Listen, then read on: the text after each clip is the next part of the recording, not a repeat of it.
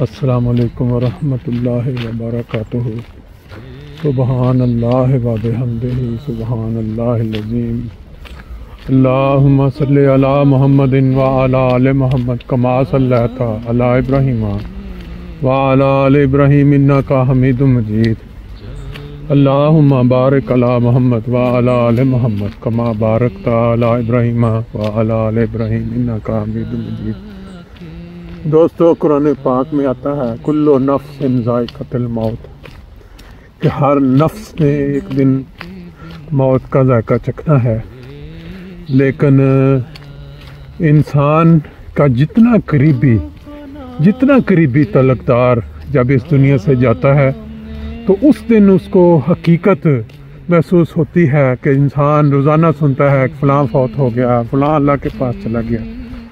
لیکن جب انسان کسی سے پیار کرتا ہے،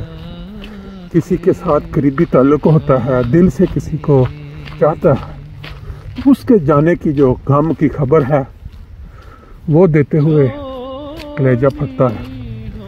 بالکل غیر یقینی طور پہ اگر آپ کو اچانک یہ اطلاع ملے کہ وہ شخص جو آپ کے بہت قریب تھا، جو اپنے اعلیٰ کردار کی وجہ سے، اپنی عادات کی وجہ سے ہمیشہ آپ کے خیالوں میں رہتا تھا، وہ بیمار ہوئے بغیر چلتے پھرتے اچانک وفات پا گیا ہے، تو پھر آپ خود اندازہ لگا سکتے ہیں کہ کیا حالت ہوتی ہے۔ ابھی چند منٹ پہلے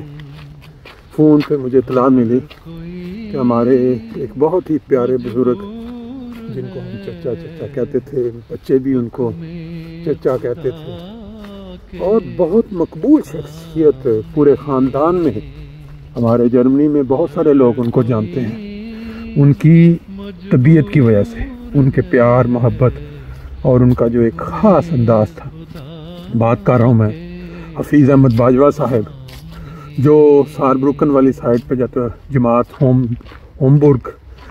سار کہتے ہیں، یا کہ وہاں ان کی رہائش، اور انہوں نے اپنے بیٹوں کو جس طرح تعلیم دلوائی اور اعلیٰ تعلیم دلوا کے انہوں نے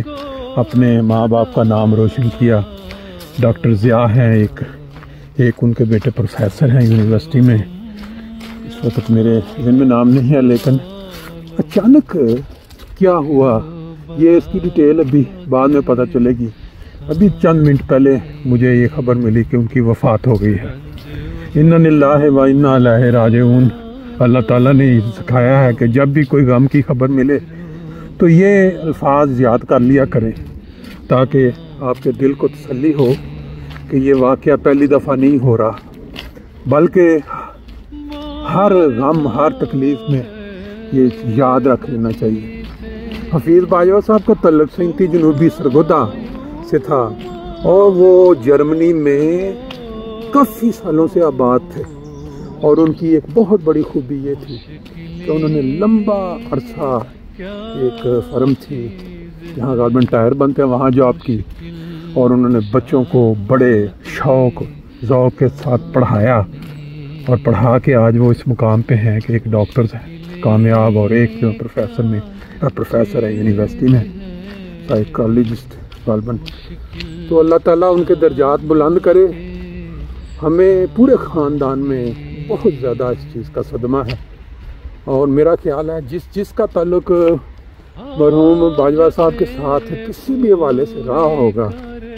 اس کو بہت زیادہ شوق پہنچے گا یہ خبر سن کے۔ ابھی وہ پچھلے چند سالوں سے بیٹوں کے ساتھ کبھی کسی ملک اپنا جا رہے تھے، انجوائے کر رہے تھے لائف کو، لیکن آج ان کی روانگی کی خبر آ گئی۔ اللہ تعالیٰ ان کو جنت الفردوس میں جگہ دے، اور ان کے عزیز و اقارب اور لواحقین کو صبر کی توفیق دے۔